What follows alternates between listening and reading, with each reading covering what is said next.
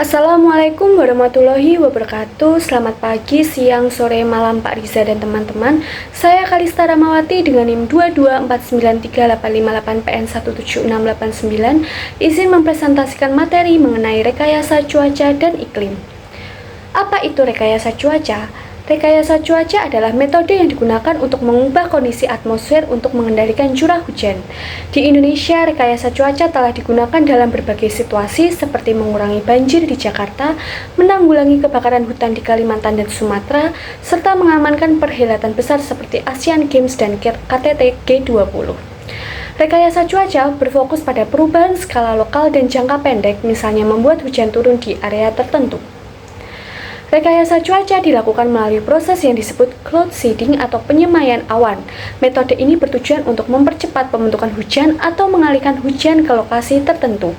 Tahapannya adalah sebagai berikut. Yang pertama adalah identifikasi awan yang potensial. Sebelum melakukan penyemaian, Badan Meteorologi, Klimatologi, dan Geofisika atau BMKG bersama tim ahli memantau kondisi atmosfer menggunakan radar cuaca dan satelit. Mereka mencari awan kumulus yang memiliki kelembapan tinggi dan berpotensi menghasilkan hujan. Kedua yaitu penyemaian awan. Setelah awan yang cocok ditemukan, bahan penyemaian seperti natrium klorida atau NaCl atau perak iodida atau AgL disebarkan ke dalam awan menggunakan pesawat atau drone. Zat ini berfungsi sebagai inti kondensasi, membantu mempercepat pembentukan tetesan air yang kemudian jatuh sebagai hujan. Ketiga yaitu proses kondensasi dan presipitasi. Partikel dari bahan penyemaian menarik uap air di dalam awan, menyebabkan terbentuknya butiran air yang lebih besar dan lebih cepat jatuh sebagai hujan. Proses ini dapat meningkatkan intensitas hujan di daerah tertentu atau mengalihkan curah hujan dari wilayah yang rentan terhadap banjir. Keempat yaitu pemantauan efektivitas. Setelah penyemaian, tim BMKG dan BNPB memantau hasilnya melalui radar cuaca dan analisis data curah hujan. Jika diperlukan, penyemaian tambahan dapat dilakukan untuk mencapai target yang diinginkan. Dampak rekayasa cuaca yang pertama yaitu perubahan pola curah hujan.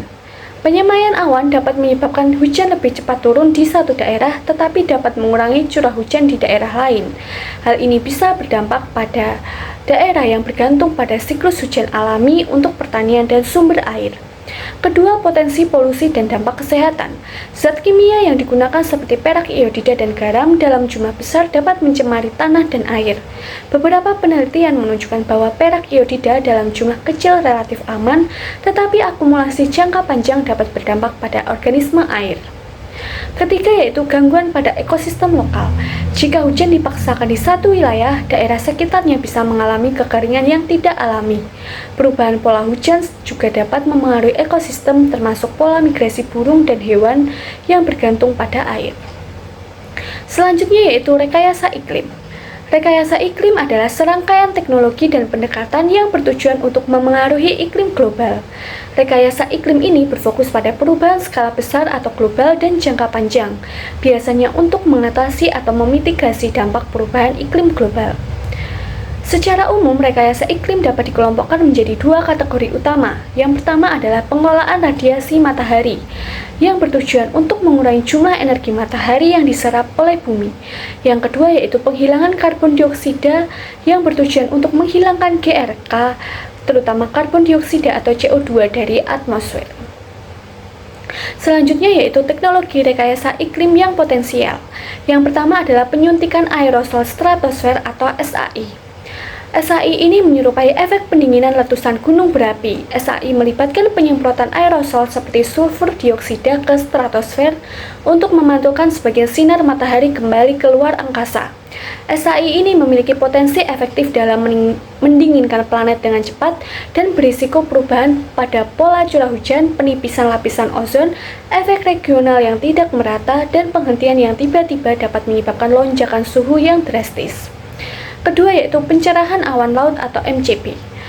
Ini dengan cara menyemprotkan partikel garam laut ke awan rendah di atas lautan untuk meningkatkan reflektivitasnya, sehingga memantulkan lebih banyak sinar matahari. MCP memiliki potensi lebih lokal dan mungkin lebih mudah dikendalikan daripada SAI. Dan berisiko yaitu efek yang tidak pasti pada pola cuaca dan ekosistem laut. Yang ketiga yaitu penangkapan udara langsung atau DAC. DAC ini menggunakan mesin untuk menyedot CO2 langsung dari udara, yang kemudian dapat disimpan di bawah tanah atau digunakan untuk membuat produk lain. DAC ini memiliki potensi untuk menghilangkan CO2 secara permanen dari atmosfer dan berisiko membutuhkan energi yang signifikan dan infrastruktur yang luas serta biaya yang tinggi. Selanjutnya yaitu peningkatan pelapukan. Peningkatan pelapukan dengan cara menyebarkan batuan yang dihancurkan seperti batuan basalt di lahan pertanian atau pantai untuk mempercepat proses pelapukan alami yang menyerap CO2. Peningkatan pelapukan memiliki potensi dapat meningkatkan kesuburan tanah dan mengurangi keasaman laut, dan berisiko dalam membutuhkan penambangan dan transportasi batuan dalam skala besar, serta potensi dampak ekologis yang belum sepenuhnya dipahami. Yang terakhir yaitu fertilisasi laut. Fertilisasi laut dilakukan dengan cara menambahkan nutrisi seperti zat besi ke lautan untuk merangsang pertumbuhan fitoplankton yang menyerap CO2 melalui fotosintesis.